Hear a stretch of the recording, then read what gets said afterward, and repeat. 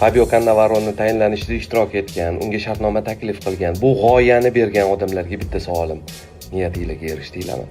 Sobiq sport sharhlovchisi Million jamoasi a'zosi Davron Kabulov O'zbekiston terma jamoasining jahon chempionatidagi bosh murabbiyi Fabio Cannavaro haqida keskin fikrlarini bildirdi va terma jamoamizning mundialdagi omadsiz yurishi va yakuniga kimlar aybdor ekanligi haqida gapirib o'tdi. Do'stlar, videoni boshlashdan avval videomizga like bosishni unutmang. Tayyor bo'lsangiz biz boshladik.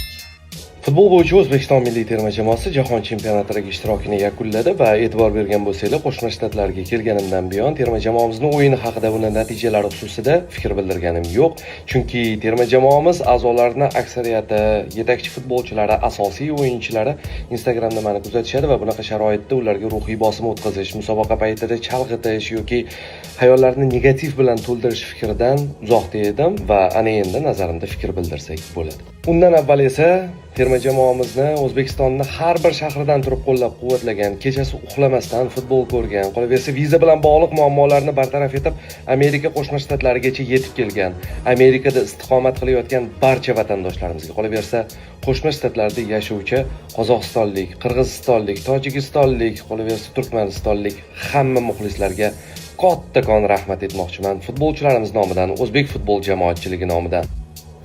Ana endi natijalar haqida. 3 ta o'yin, 3 ta mag'lubiyat. Bundan yaxshiroq bo'lishi mumkinmidi? Albatta mumkin edi. Kolumbiya bilan o'yinda minimal hisobdagi mag'lubiyat, Portugaliya bilan minimal hisobdagi mag'lubiyat. Bu ikkita terma jamoani yutishimiz yoki durang o'ynashimizga o'zim ham ishonmagandim. Xo'sh, Kongoni hech bo'lmasa yutishimiz yoki durang o'ynashimiz shartmidi? Albatta shart edi. Ha endi hamma aybni 3 ta mag'lubiyatdan keyin bosh murabbiyga ag'darasiladi deydiganlar uchun. Men o'tgan yili 2-oktyabr kuni Fabio Cannavaro tayinlanishi aniq bo'lganda, o'zimning munosabatimni Instagramdagi sahifamga yozib qoldirgandim. Yaxshilab bitta o'qib ko'ringlar deb. Fabio Cannavaro'ni tayinlanishida ishtirok etgan, unga shartnoma taklif qilgan, bu g'oyani bergan odamlarga bitta savolim: niyatingizga erishdinglarmi? Srechka Katanets o'choq yoqdi, Timur Kapadze oshni damladi, suzishga nimaga aynan Cannavaroni chaqirdik? Eslatib o'taman, 13 yildan beri murabbiylik faoliyati bilan shug'ullanadigan Fabio Cannavaro murabbiylik faoliyati davomida bitta natijaga erishgan: Xitoy chempionligi 13 yil ichida. Eslatib o'taman, futboldagi Xitoy bu siyosatdagi Xitoy emas va uni chempionatida g'alaba qozonish Italiya, Ispaniya yoki Angliya chempionligini qo'lga kiritish bilan barobar emas.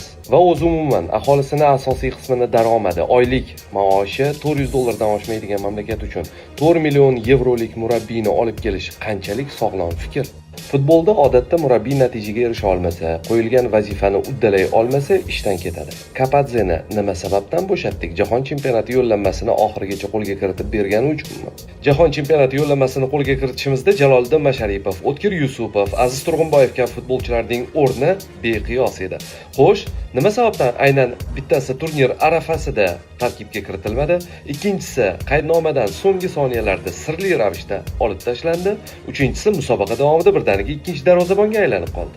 Tarixan O'zbekiston milliy terma jamoasi markaziy yarim himoya chizig'ida eng kuchli ijrochilarga ega bo'lib kelgan. Mirjalol Olqosimov, Server Jeparov, Odil Ahmedov va hokazo.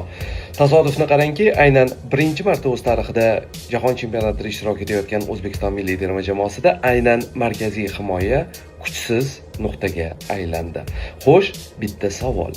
Jamshid Iskanderov Qo'shma Shtatlarga nima sababdan olib kelingandi o'zi? Aslida bu savollarning barchasi milliy terma jamoani yaxshi ko'rganimizdan, unga faqat yaxshilikni xohlaganimizdan yangrayapti. Fabio Cannavaroni faqat qora rangga bo'yash fikridan yiroqman. Behruz uchun uni asosiy tarkibga kiritgani uchun rahmat aytishimiz kerak. Ammo bu yog'iga yo'limizni o'zimiz davom ettirsak maqsadga muvofiqroq bo'ladi nazarimizda. 1+4 ko'rinishida agar haqiqatan ham imzolangan bo'lsa, +4ni olib tashlashning ayni vaqti nazarimda.